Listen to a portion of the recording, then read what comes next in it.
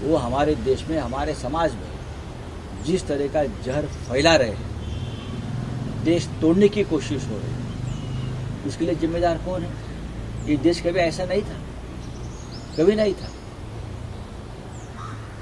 आपने देखा होगा तो तुषार गांधी जो महात्मा गांधी के पड़पोते हैं, तो गांधी जूनियर गांधी ने एक बात कही है तुषार जी ने, तो उसमें अरेस्ट क्यों?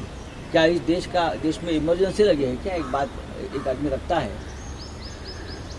जो एक पढ़ा लिखा आदमी है, एक विचारधारा मानने वाला आदमी है, वो अपनी बात रखता है तो उनको अरेस्ट कर लो। राऊत साहेब, नाना पटोलेंनी एकनाथ शिंदे आणि अजित पवारांना ऑफर दिली आहे, तुम्ही आमच्याबरोबर या अडीच वर्षासाठी मुख्यमंत्री पद द्या. आता ह्याच्यावरती मी काय बोलू शकतो? मी काय बोलू शकतो? माझी वाचा गेली.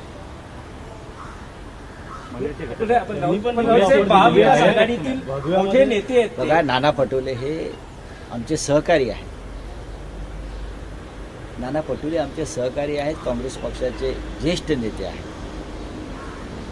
त्यांनी विधानसभेचं अध्यक्षपद सुद्धा भूषवलेलं आहे. राजकारणामध्ये काही अशक्य नसतं, एवढंच मी सांगू शकतो.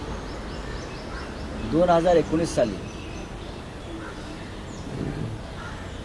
उद्धव ठाकरे यांच्या नेतृत्वाखाली महाविकास आघाडीचं सरकार येईल असं कोणाला वाटलं होतं का? आणि त्यानंतर परत 2.5 वर्षांनी एक असं अर्धमुर्ध घटनाबाह्य सरकार सत्तेवरती येईल असं तरी कोणाला वाटलं होतं का? आणि त्यानंतर 2024 साली इतकं मोठं बहुमत फडणवीसांना मिळेल हे कोणी स्वप्नात तरी पाहिलं होतं का? पण राजकारण आहे, राजकारणामध्ये सर्व शक्यता असतात. त्याचा सकारात्मक विचार करून पुढलं पाऊल टाकायचं असतं, असं मानदारांचे जे आम्ही आहोत. आता आमच्या नानासाहेब पटोलेंनी जर कोणाला ऑफर दिली असेल आणि ती ऑफर जर स्वीकारली असेल तर आम्ही नक्की नाना पटोलेशी चर्चा करू. पण राऊत साहेब, तुम्ही म्हणता की राजकारणात सगळं काही शक्य असतं. ज्या प्रकारचं राजकारण या महाराष्ट्रात सुरू आहे सध्या,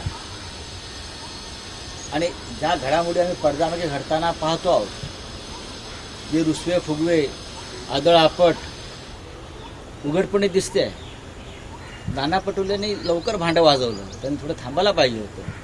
पण राऊत साहेब, तुम्ही म्हणजे शिवसेना युबीटी एकनाथ शिंदेंना सोबत घेऊन काही होऊ शकतं, म्हणजे राजकारणात काही होऊ शकतं. तुमचा प्रश्न चुकीचा आहे.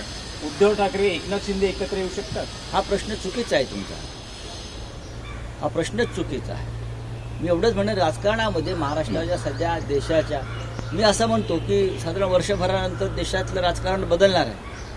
तुम्ही म्हणाल कसं? मी म्हणे थांबा, तसं म्हणतो थांबा. एकनाथ शिंदे असं म्हणतायत की विरोधकांनी विकासाच्या रंगात सहभागी व्हावं. भगवा रंग हा कुणाचा द्वेष करत नाही, सगळ्यांना सोबत घेऊन चालतो. त्यांचा भगव्या रंगाशी संबंध नाही. एकनाथ शिंदे यांचा भगव्या रंगाशी काडी मात्र संबंध नाही. भारतीय जनता पक्षाच्या ताटाखालचे मांजरं झालेले जे लोक आहेत बरं का, त्यांच्या हातात भगवा नाही. ते भाजपचे झेंडे आहेत सगळे, हे सगळे अजित पवारांच्या हातात भाजपचा झेंडा आहे, एकनाथ शिंदेंच्या हातामध्ये भाजपचा झेंडा आहे. त्यांनी भगव्या झेंड्याची उगाच चिंता करू नये. हा छत्रपती शिवरायांचा